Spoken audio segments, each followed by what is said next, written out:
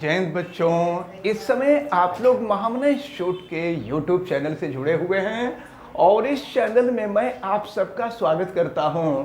आज हम लोग class 9th chemistry Hindi medium NCERT book के सेकंड चैप्टर क्या हमारे आसपास के पदार्थ शुद्ध हैं यानी is matter around us pure के अंतर्गत आज हम लोग पढ़ेंगे कि दूध से क्रीम को कैसे पृथक किया जाता है।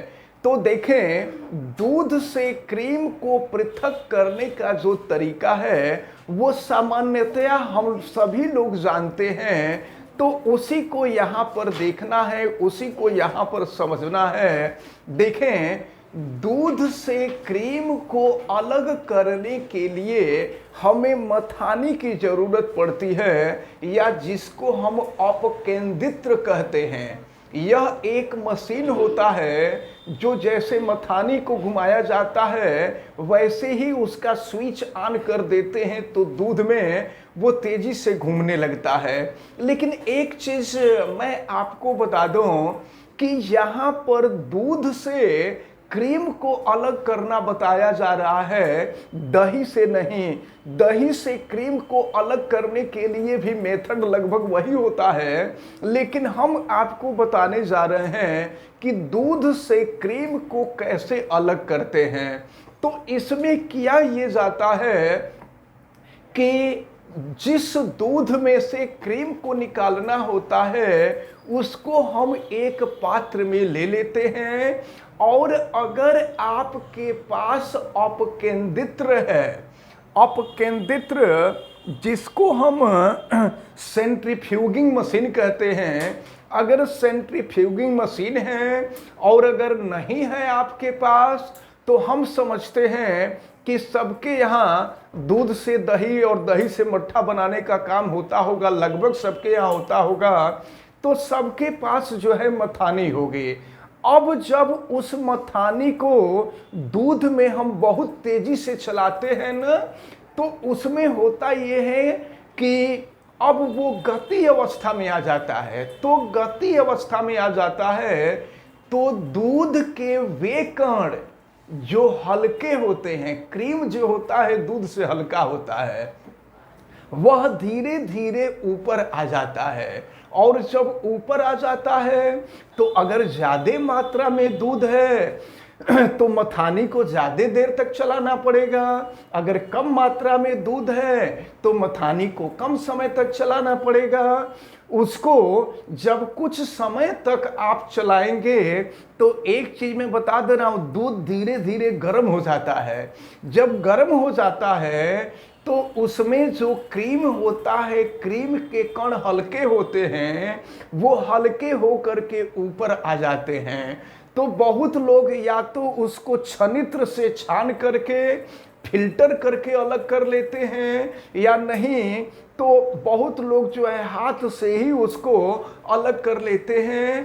तो इस प्रकार दूध से क्रीम को पृथक कर लिया जाता है। लेकिन अगर मान लीजिए आपके घर के आसपास में अगर डेयरी है, डेयरी जहां ज्यादा मात्रा में दूध का उत्पादन किया जाता है, तो वहां जाकर के आपको देखना चाहिए और वहां पूछना चाहिए कि दूध से कैसे क्रीम को अलग निकाला जाता है, दूध से कैसे पनीर बनाया जाता है, दूध से कैसे मक्खन प्राप्त करते हैं। इन सब चीजों को जा करके आपको जानकारी करनी चाहिए।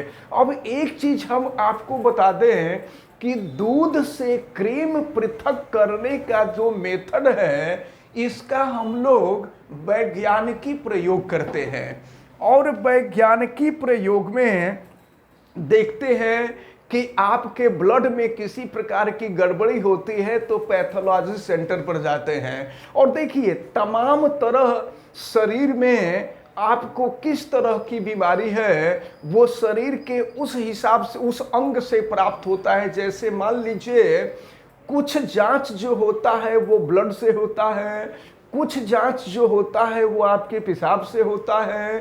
तो अब जो है अगर ब्लड ब्लड हो या पेशाब हो, जब पैथोलॉजी सेंटर पर ले जाते हैं तो पैथोलॉजी सेंटर वाले जो लोग होते हैं वो रक्त के जो कण होते हैं या पेशाब के जो कण होते हैं उसको पृथक करते हैं, और पृथक करने के बाद देखते हैं कि इसमें क्या गड़बड़ी है, और उस गड़बड़ी के हिसाब से आपको बताया जाता है कि आपके शरीर में ये मटेरियल, ये पार्टिकल इतना चाहिए और ये पार्टिकल इतना है।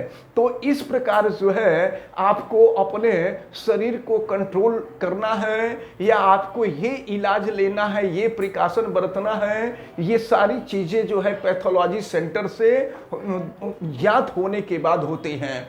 तो यहाँ पर भी अपकेंद्रित का उपयोग होता है। इसी तरह से जैसा कि हमने आपको बताया कि डेयरी में दूध से क्रीम निकालने में इसका उपयोग होता ही है, इसके साथ साथ कपड़े धोने में भी अपकेंद्रित का उपयोग किया जाता है और कपड़े को सुखाने में भी इसका उपयोग किया जाता है। तो कुल मिलाकर के आज के वीडियो में हम लोगों ने देखा है कि दूध से क्रीम को कैसे पृथक किया जाता है, और ये सारी बातें आपको बहुत अच्छी तरह से समझ में आई होंगी। आप वीडियो को लाइक जरूर कीजिएगा, और अगर आप चैनल पे नए हैं तो चैनल को सब्सक्राइब भी कीजिएगा, और फिर अगर किसी प्रकार की कोई दिक्कत समझ में आती है तो आप हमें कमेंट करके भी बताइएगा, और बेल आइकन को भी आप प्रेस करें तथा उसको ऑल पे कर दें, और वीडियो को मैक्सिमम स्टूडेंट तक आप शेयर भी करें ताकि अधिक से अधिक स्टूडेंट इसका बेनिफिट ले सकें। आप सभी लोगों का बहुत बहुत धन्यवाद। जय हिंद।